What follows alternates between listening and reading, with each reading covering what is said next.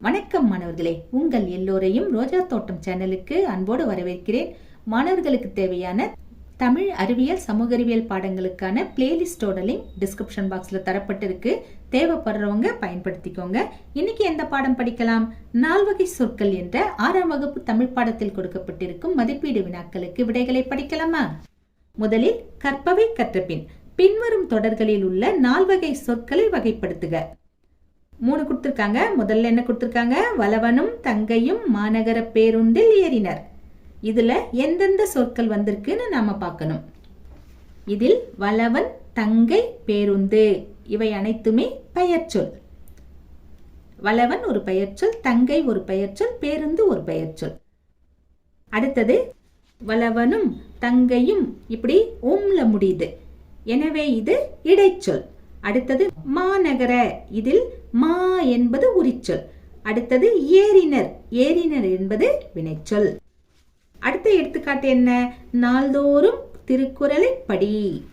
இதில் நாள், திருக்குறள் இவை இரண்டும் பெயர் சொற்கள். நாள்தோறும் உம்னு முடியுது இல்லையா, அதனால் இது இடைச்சொல். திருக்குறளை ஐ இப்படி முடியுது, இதுவும் இடைச்சொல். படி என்பது வினைச்சொல். அடுத்தது ஏழைக்கு உதவுதல் சாலச் சிறந்தது என்றார் ஆசிரியர். இதில் ஏழை பெயர்ச்சொல், ஆசிரியர் பெயர்ச்சொல். ஏழைக்கு கு என்பது இடைச்சொல். சாலச் சிறந்தது, இதில் சால என்பது உரிச்சொல். அடுத்தது பாருங்க, கீழ்காணும் குறளில் உள்ள இடைச்சொல்லை எழுதுக. என்ன குறள் கொடுத்திருக்காங்க? மக்கள் மெய்த்தீண்டல் உடற்கின்பம் மற்ற அவர் சொற்கேட்டல் இன்பம் செவிக்கு. இதில் மற்று என்பது இடைச்சொல், செவிக்கு கு என்பது இடைச்சொல். அடுத்தது மதிப்பீடு. சொல்வகையை அறிந்து பொருந்தா சொல்லை வட்டமிடுக. முதல்ல என்னென்ன கொடுத்திருக்காங்க? படித்தால் ஐ மற்று கு. இதில் படித்தால் என்பது பொருந்தாது, ஏன்னா படித்தால் என்பது வினைச்சொல். ஐ மற்று கு இந்த சொற்கள் அனைத்தும் இடைச்சொற்கள். அடுத்தது மதுரை, கால், சித்திரை, ஓடினான். இதில் ஓடினான் என்பது வினைச்சொல், இது பொருந்தாது. மதுரை என்பது இடப்பெயர், கால் என்பது சினைப்பெயர், சித்திரை என்பது காலப்பெயர்.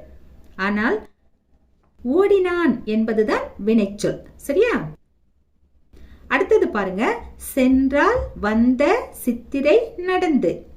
இங்க சென்றால் என்பது வினைச்சொல். வந்த என்பதும் வந்த பையன், வந்த பெண் இப்படி எச்சத்தில் வரும் சொல், பெயரெச்ச சொல்.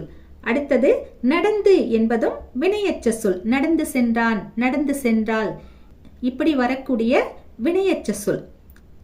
ஆனால் சித்திரை என்பது காலத்தை குறிக்கக்கூடிய ஒரு சொல். மற்ற சொற்கள் வினைச்சொல்லா இருக்கு, வினையெச்ச சொல்லா இருக்கு, பெயரெச்ச சொல்லா இருக்கு. அதனால அதையெல்லாம் நாம ஒரு லிஸ்ட்ல போட்டுடலாம். காலத்தை குறிக்கக்கூடிய இந்த சித்திரையை பொருந்தாததாக நாம் தேர்ந்தெடுக்கலாம். அடுத்தது பாருங்க, 4வதா என்ன கொடுத்திருக்காங்க? மா, ஐ, உம், மற்று. இதில் மா என்பது பொருந்தாது, ஏன்னா மா என்பது உரிச்சொல்.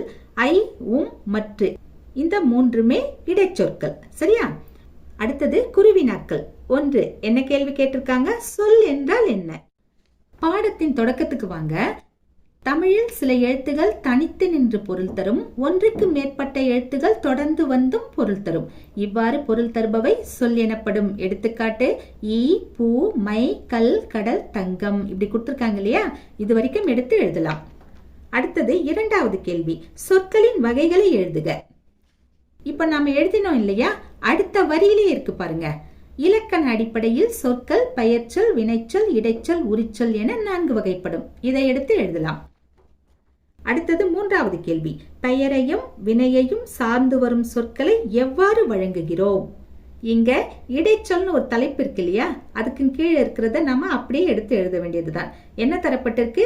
பெயர் சொல்லையும் வினைச்சொல்லையும் சார்ந்து வரும் சொல் இடைச்சொல்லாகும், இது தனித்து இயங்காது. எடுத்துக்காட்டு உம், தந்தையும் தாயும், மற்று, மற்றொருவர், ஐ, திருக்குறளை இப்படி கொடுத்திருக்காங்க இல்லையா, இது வரைக்கும் எழுதலாம்.